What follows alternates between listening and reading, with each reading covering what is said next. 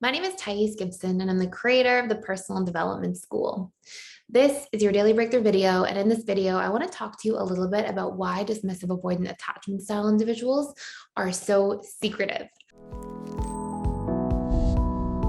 So this is a question I get asked all the time, and I want to go through a few key reasons. The very first reason that's really important to keep in mind is that dismissive avoidants tend to be individuals that easily feel shame. They have a lot of shame wounds from emotional neglect as a result of different experiences that happened in childhood. And what happens is when we're neglected in childhood, we literally come to feel a sense of shame about ourselves. It's just a natural impulse that happens. A child's mind can't go, oh, my parents are emotionally unavailable. All that a child's mind can really do is like personalize around these sorts of emotional experiences. And so what happens is the mind goes, oh, it must be me. I must be defective. There must be something wrong with me. And that's why I'm getting my needs unmet, or that's why I'm not getting my needs met. So what happens essentially is dismissive avoidants tend to carry a lot of shame at the subconscious level. Now, shame is the emotion that makes us want to run and hide.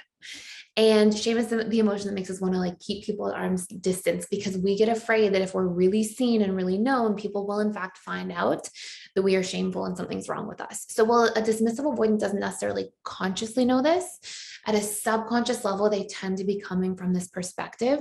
And so at a subconscious level, they tend to really buffer things out and try to maintain a sense of secrecy to protect from others seeing their shame.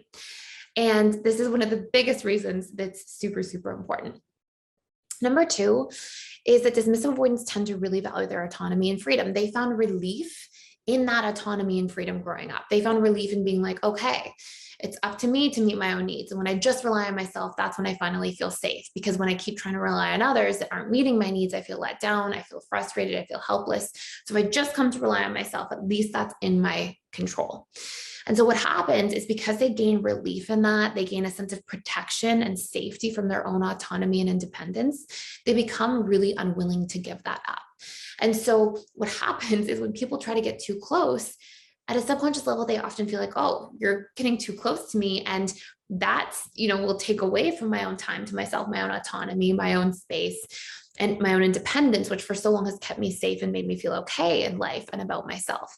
And so as a subconscious strategy to protect that, and again, to protect themselves, they'll try to not share too much. They'll try to be mysterious, be a little bit secretive, not be, too open, because then you might know too much, not bond too much, because it might take away from those things. So they have this sort of like protective mechanism. I sort of think of like a moat around a castle. It's like trying to like keep people out to try to stay safe on the inside. And again, like, these things may have helped the dismissive avoidant in childhood. They may be counterproductive in a person's adult life, especially when it comes to like healthy interdependent relationships. But at some point in time, they may have helped the dismissive avoidant to self-soothe. And if you want to, by the way, do a deeper dive into like reprogramming some of this stuff, check out our dismissive avoidant attachment style reprogramming course if you're new to this content at all. And please know for the month of May, we're doing a 14-day free trial to all of our different courses. And I'm going to tell you one more thing. And you can check that out in the link in the description box below. And the third major thing that tends to be why dismissive avoidants are so secretive is because they are afraid that vulnerability equals weakness.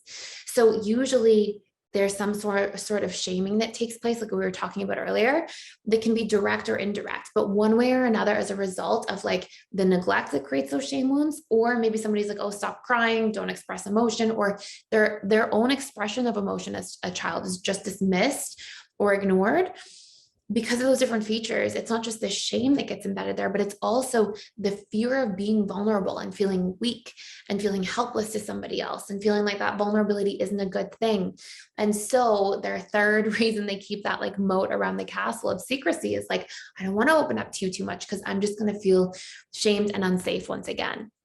And so the strategy to like maintain that distance, it's like they will keep to themselves, not share too much, not let anybody have too much information on them, not open up about their emotions too much. And all of these things create this like sort of dynamic of what seems mysterious, what seems shut down or shut off, or secretive as a whole. So I hope that answers these questions, because I get so many questions about this topic. I wanted to make a quick video about it. Please let me know any other comments you have in the questions below, or questions you have in the comments below. And thank you so much for being here and for watching. And please like, share, and subscribe if you haven't already.